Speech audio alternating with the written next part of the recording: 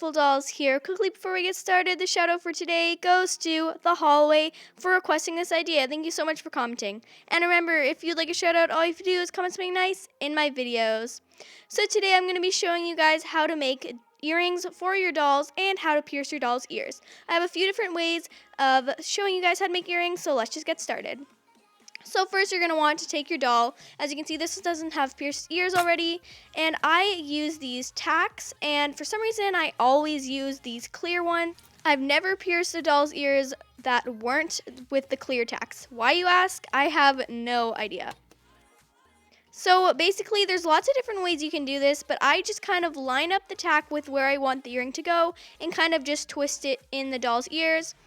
This is just how I learned to do it, but I think there's lots of videos all over YouTube that show how to do it. And then you just repeat that in the other ear.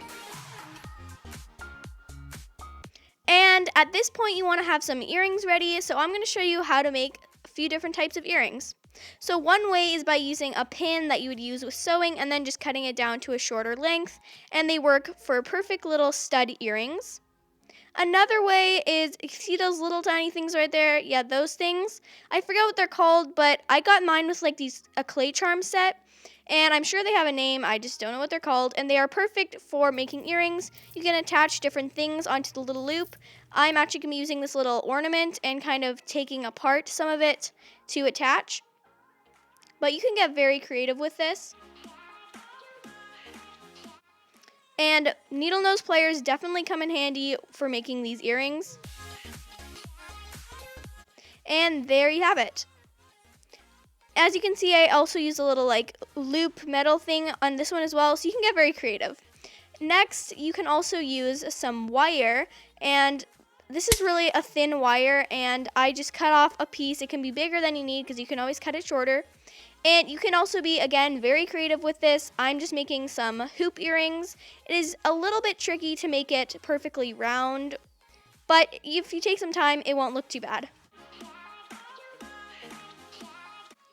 As you can see here, I also did a little spiral with the wire, and this one I actually have a bead on it too.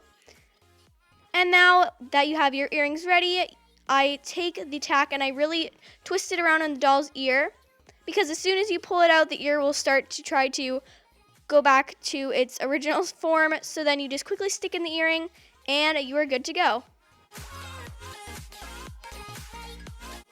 And now you can easily give your dolls different types of earrings, and I really think this helps give them a personality, and it's a really cute look. Here are the loop earrings on her as well. So hope you guys like this video, and hopefully you guys will try making these because they really do give your doll personality, and I really like how they look. Hope you guys enjoyed the video, and I'll see you in the next one. Bye!